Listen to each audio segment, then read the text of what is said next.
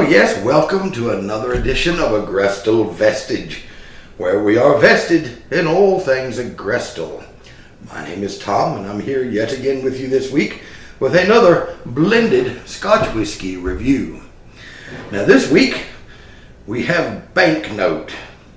5-year-old, it's got an age statement, is bottled at 43%, not 40%. And it's an interesting little whiskey. It's not readily available in most places. Just pour a wee bit here. But it's from an independent bottler. And you know how us Scotch people enjoy the independent bottlers because they usually have a better quality stuff than a lot of the standard releases. Anyway, Banknote, let's see what it's got.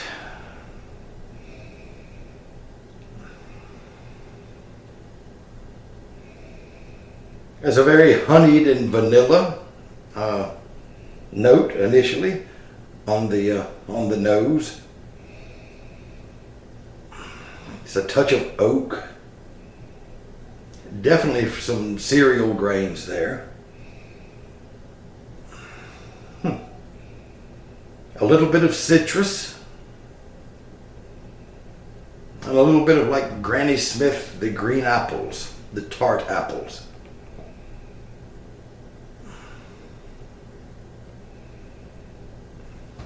It does have a real subtle maltiness to it. I mean, this, I just happened to come across this bottle of regular Banknote, and I bypassed it initially, and then I come back and it was still sitting there, and it was the third time I came back to that establishment, and I said, well, I'm just going to purchase it because it's you know, a good price for a decent blend. It's about $35 pound, somewhere in there. But it's not cheap, but it's not expensive. And so I pulled the trigger, so to speak, purchased it, and reviewing it here today.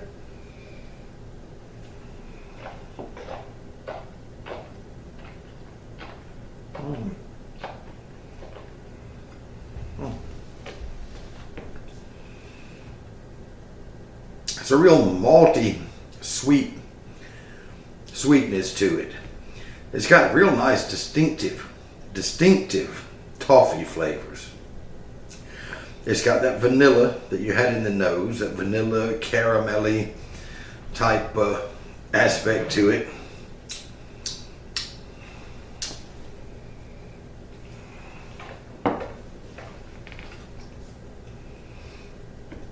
A little bit of ginger, a little bit of nutmeg, some light fruits like pears and apples, those green apples there yet again.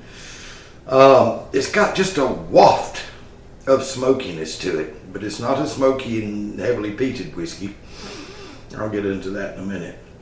But it's just a waft of nice, beautiful fireside type smoke to it. Just whispering to you in the background. The finish, I would say it was medium to medium length finish. It's somewhat soft and clean. The sweet vanilla, the hint of citrus, and just a wee bit of spiciness to it in the finish.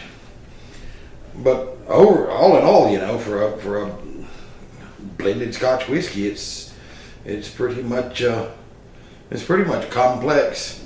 Not overly so, but for a blended whiskey at that price point, it's somewhat complex. I'm just going to put 2 milliliters of water in there, let it open it up, and see what water does with it.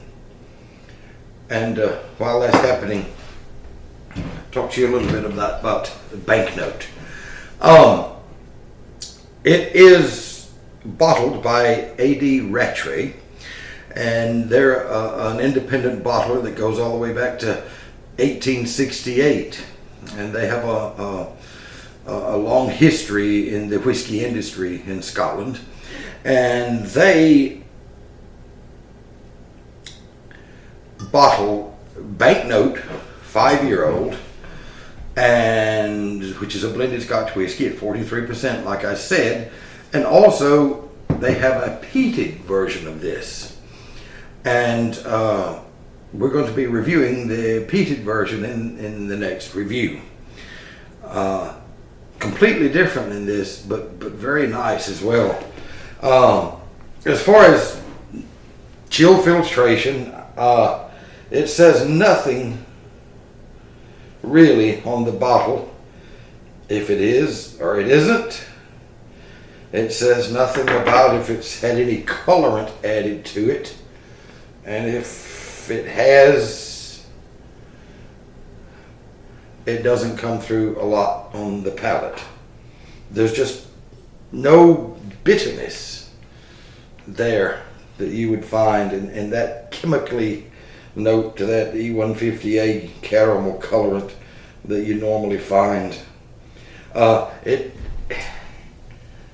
was up to the light. It's if it's been colored, it's very little. As far as the legs on it, they're there.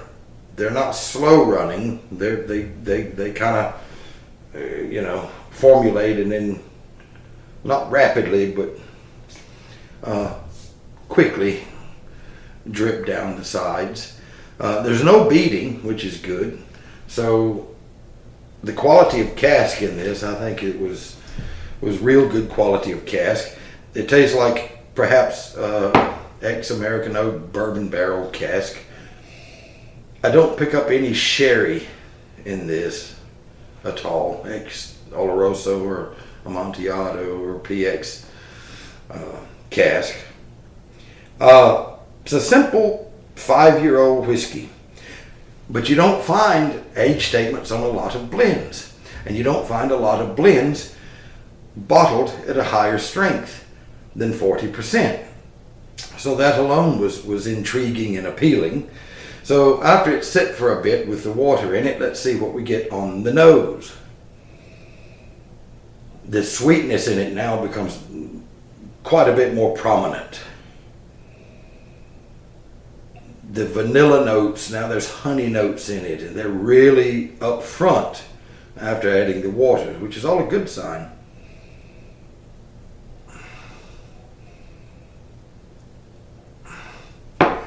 Floral notes are starting to come through, like flowers and heather, really.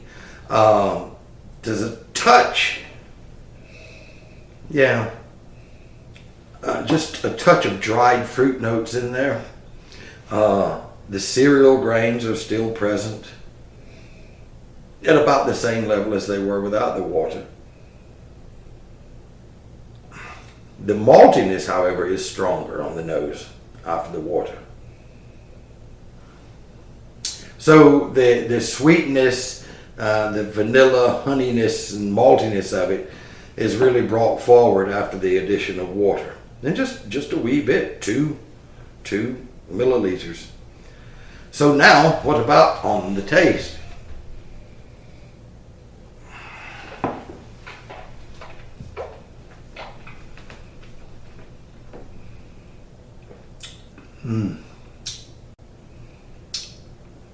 Oh, now it's starting to become creamier.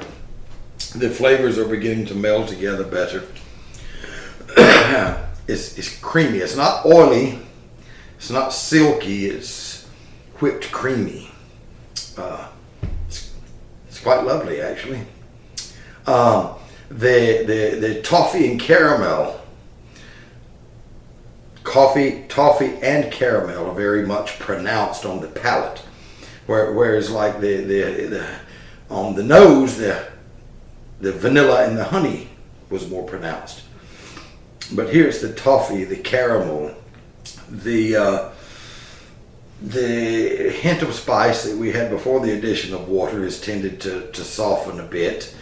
The fruitiness, as I said, it is similar to the nose. It's become brighter, more apparent, more easier to distinguish.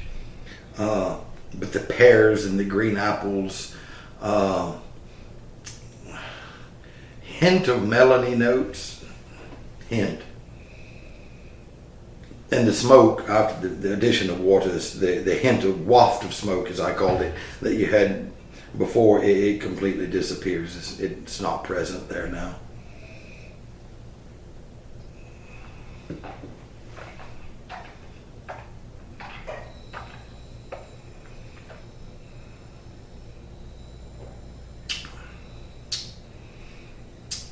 Yeah.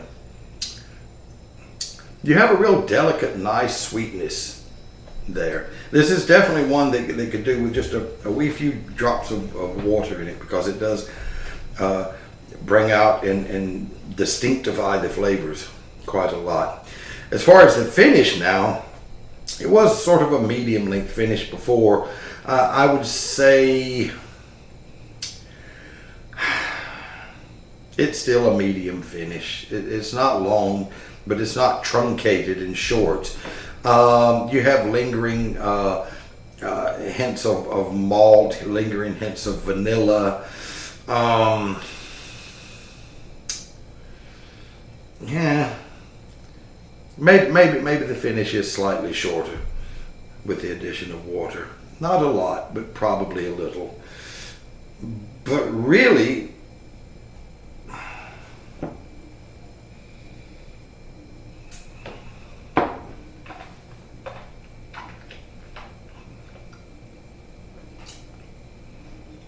yeah,